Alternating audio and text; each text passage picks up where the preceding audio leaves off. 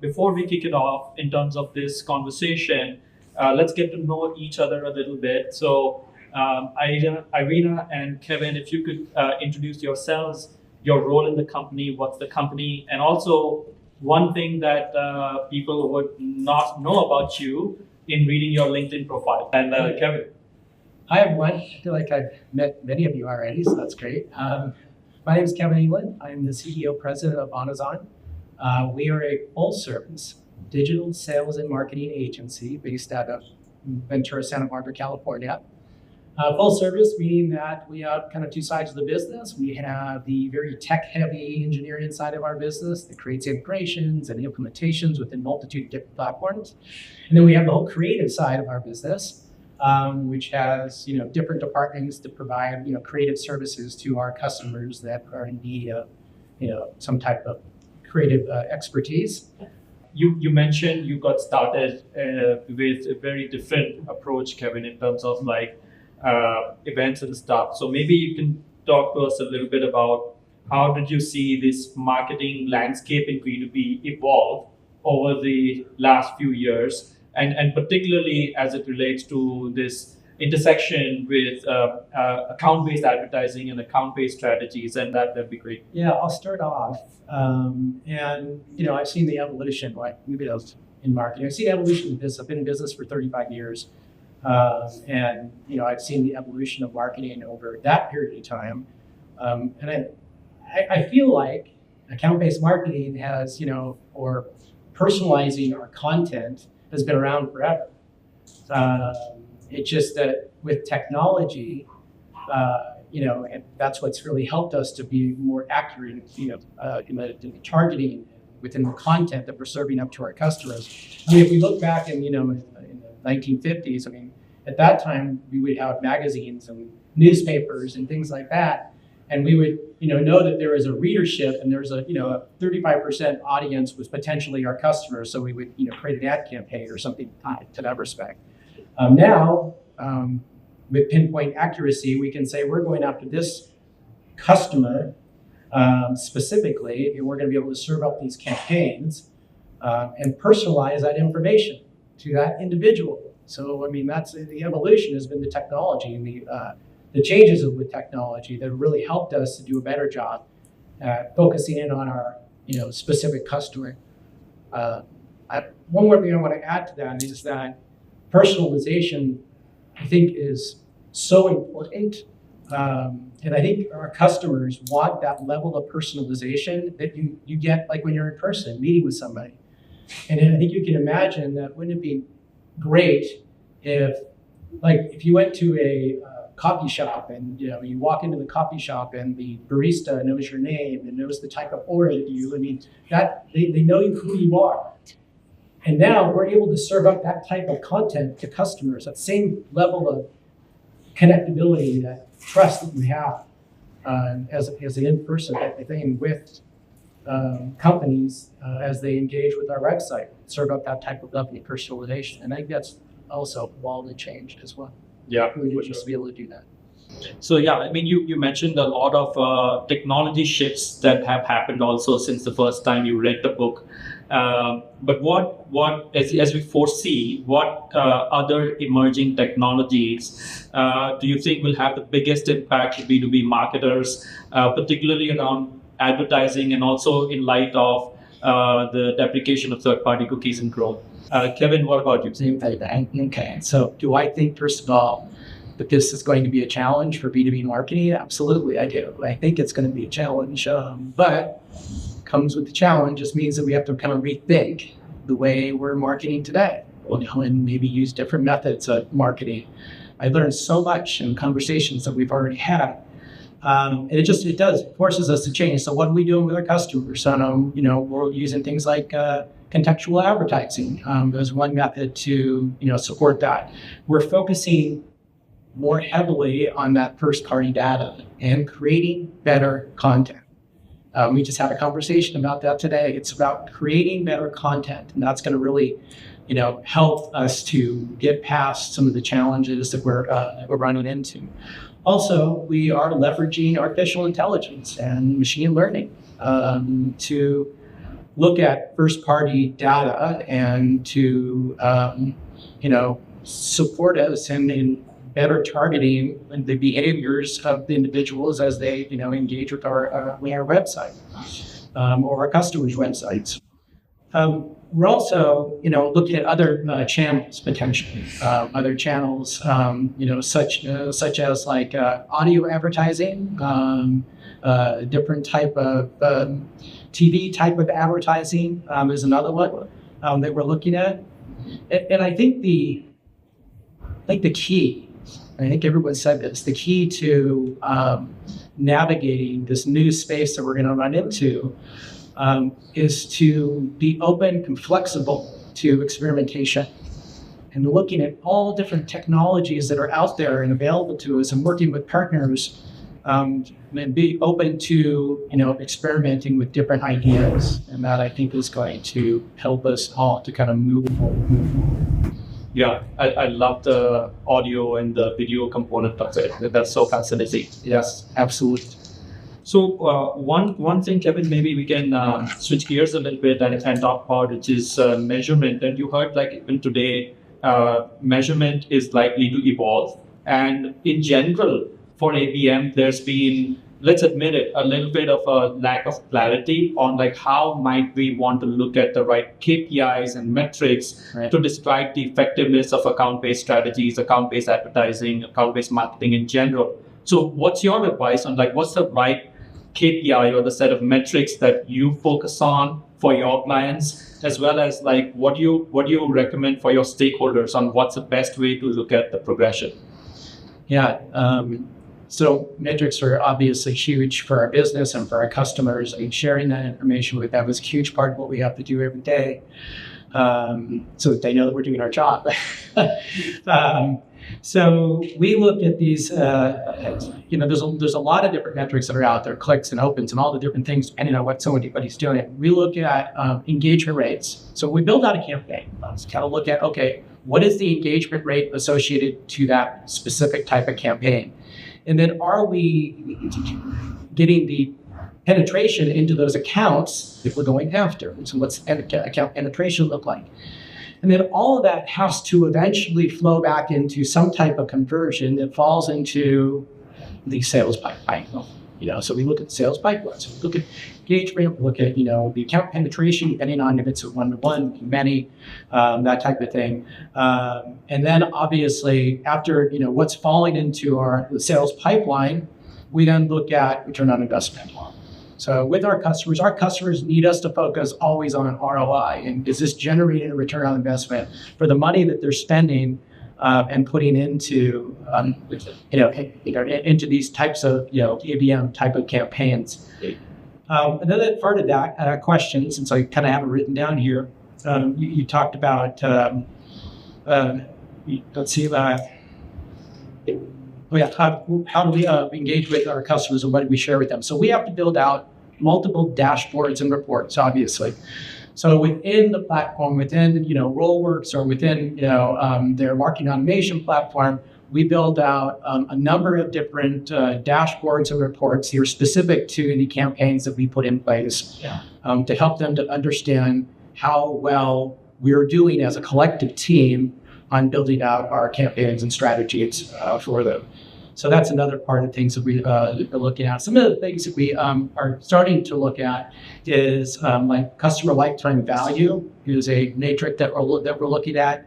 And then the other one is account engagement scores. So these are other metrics that we're looking at that help our customers to better understand how well these campaigns are working for them. Great. We talked a little bit about measurement and KPIs and metrics being one challenge, but do you foresee other challenges for B2B marketers, as particularly we're moving to an uncertain world, but also a potentially beneficial world when it comes to innovation and the things we could do with the new technologies. But there's a lot of like new digital technologies coming on board. What challenges do you foresee for B2B marketers in implementing these, and what recommendations do you have for B2B marketers from these challenges? Yeah. Well, my main recommendation, there are three recommendations: to change what you can change, to accept what you can't change, and to distinguish one from another. Cookies are going away. This is something that we have to accept. We don't have much choice. And there are a lot of things that we can change still, right? So we can change how we report, how we track, how we as an organization look at the revenue generation. So for example, at Informatica, after we enrolled Rollworks, I know some of you are using Rollworks more for SDR teams. Some of you probably use them more for marketing, like display, paid social. So we started using Rollworks in our whole ABM board from marketing position, right? So Jeff launched campaigns within 2 weeks. By the way, it was phenomenal how the team was supported and how we were able to do it. But very quickly we realized that there are so many spiking accounts that we have, and perhaps some of them are ready to talk to us, right? So we don't want to spend a lot of time trying to push them to fill out the form, because maybe they're ready to speak to us without filling out the form. Well, the thing is, at Informatica, we really didn't have outbound sales function.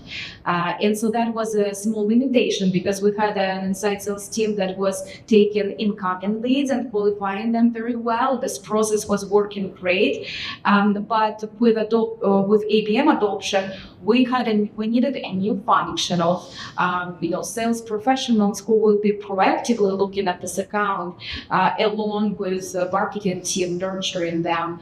And so actually at Informatica, we started this new function just because in the organization, the leadership was open-minded, right? And open to try new approaches and experiment. And that's something that I wish everyone to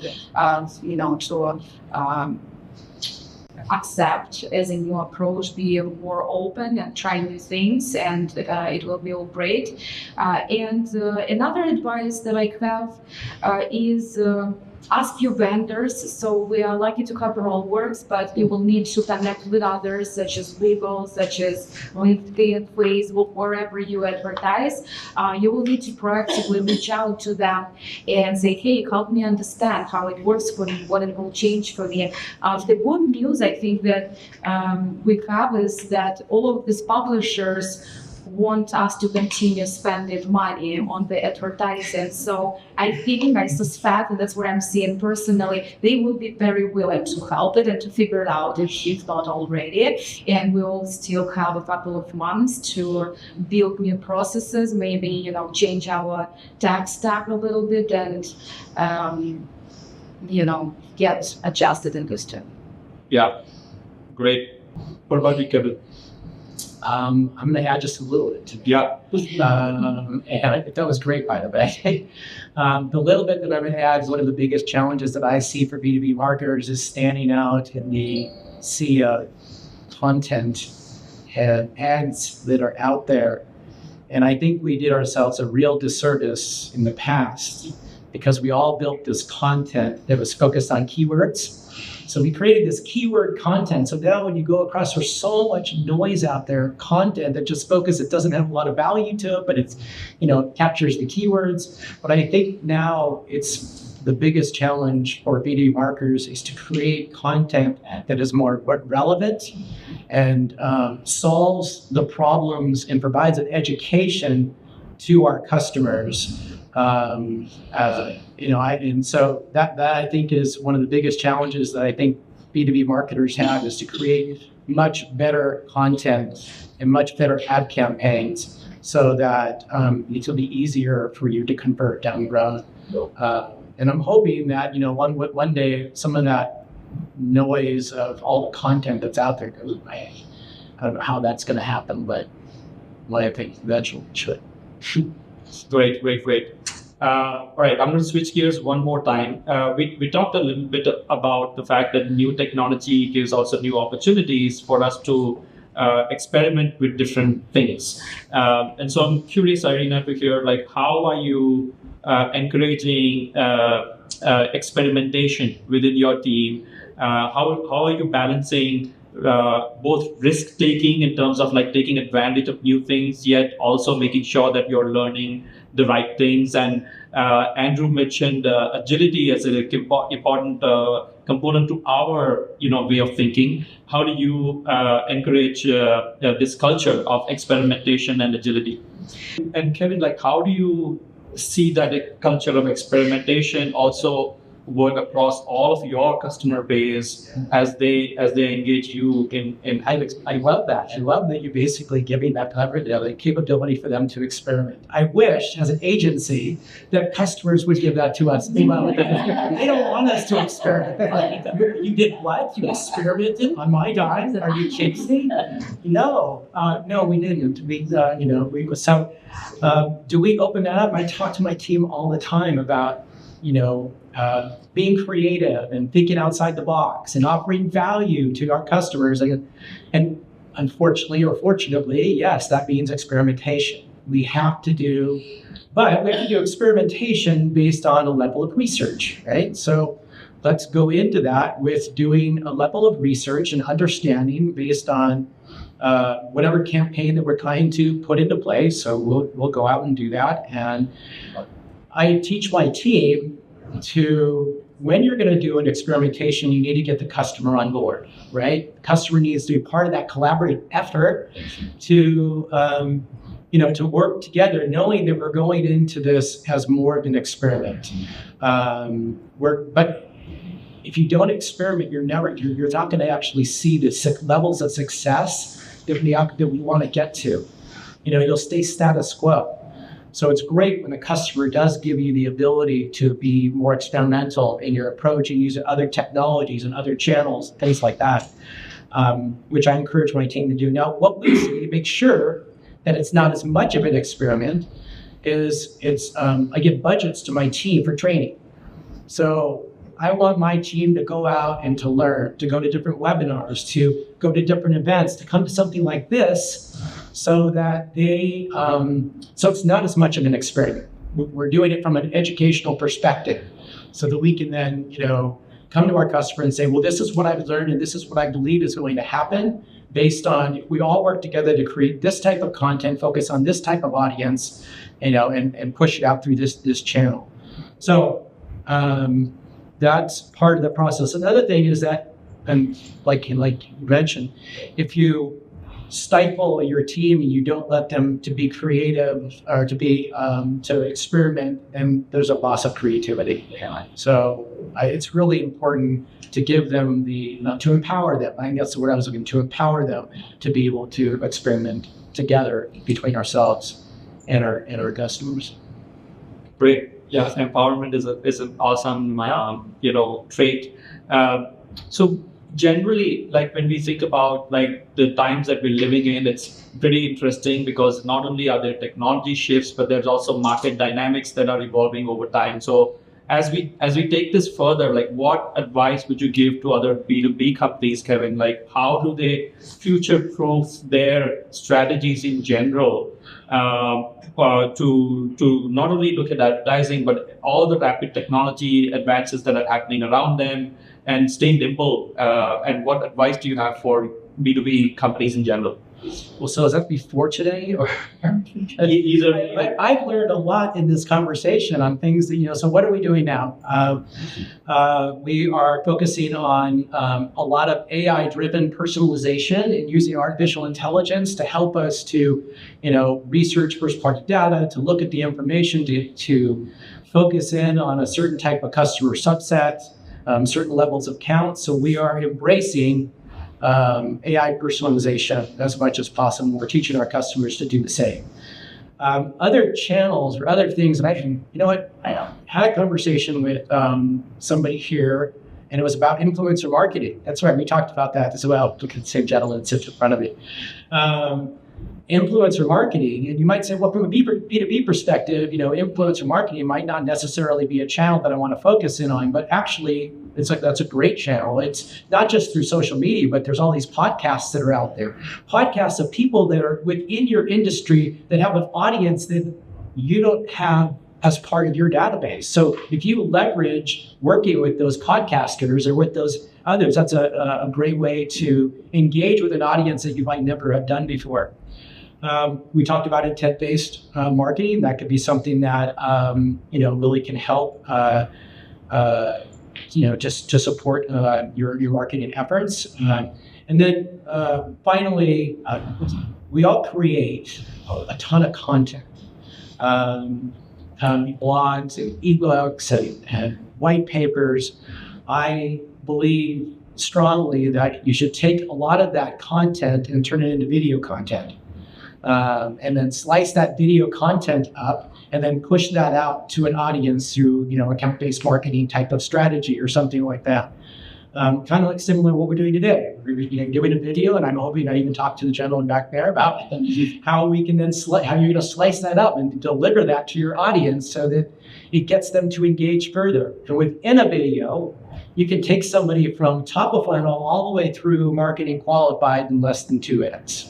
So I think that's another method if you could potentially use. Awesome. And I love the connection that you made with influencer marketing and podcasts. That's right. That's really insightful. So many people don't even look at that, podcasts or how about a partner-based webinar or something like that? Go off to a partner and develop a webinar together. And then you get a whole group of people that you've never been, engaged with before. So it's all part of that influencer marketing. Great. We have a few more minutes, so I'm going to open it up for you all to ask Kevin or Irene any question if you have any. Yes. How would you position like the podcast statement when you got more brand? I always struggle with that as a man where I'm responsible for spending dollars that I can equate back to MQLs to turn in pipeline. And in channels where it's incredibly difficult to translate back to this action led to this thing. How do you go about getting the buy-in? You go get the money because that was money well spent. Like you said, 50 years out of that, you're like, I don't know. Like, do the turns that have other channels that they track back to secure sure? How do you go about justifying those dollars if you can't tie them back to the output at the end? Well, I appreciate that, by the way. So what we have done is we work with different podcasters to not just share information about a certain product or service or something from a customer, but we also then ask them that within the podcast how they posted that podcast to put information where somebody could click through and to share that during the podcast. So hey, by the way, if you want more information about this, because it really has been helpful to us in our business, as the podcaster might say, just go ahead and check into the in the information below and click through. Now at that point, we're creating a landing page, so they click through to that landing page, and on that landing page, we are hopefully creating content that is going to resonate with that audience based on their pain points and challenges. So a lot of times we feel like we get a really solid engagement and conversion, because the audience, is engaged with this podcaster who they love, who is saying wonderful things about this product or service that's available. And so they click through, and a lot of times they'll very easily download the information because it provides an education. And that just starts the beginning of that trust relationship from there. So that's how we try to track that. So you're set up more as a conversion point. Right. We try to set up a brand. We also see how many people went to the page. So not everybody converts, but if that audience has 30,000 people and 1,000 people came to that website and a certain percentage then click through and download the information, we see that as success. And yes, we have to pay the podcasters some dollars, but that's okay. It works. And a quick plug for Rollworks, you can use hot context to de-anonymize that landing page and you can see who came in. All right. One last question for the two of you, which would be to just on a personal note, if you want to share with us what streaming show you're watching recently that you would recommend to others. If you're not a TV watcher, if it's a book you've read, either way, what would you recommend? Not this book from 2016. I think I got my Netflix just go into that account. Well, I like the TV show, I guess Netflix show, I don't know what it is, The Crown. Yes. You know, I'm not, I don't have a lot of free time, so I'm still on this, you know, not even last season. So someday I will finish it. Just like with Like that book. After 3 different times, you still didn't finish the book? I finished the book Oh, you- after the third mission. After the first one. Awesome. I don't have much of an answer to that because you know what? I have a tendency to forget every show after I watch it, pretty much. I watch them kind of just to relax, and a lot of times I never remember the titles of books. So someone will say, "Did you watch that show?" And I think, "I'm sure I did. I just don't remember, you know, what that show was." So I don't have a name because I can't think of it right now. No worries. It's all good. Well, thank you so much, Kevin. Thank you so much, Irina, for helping us. Please give a round of applause to the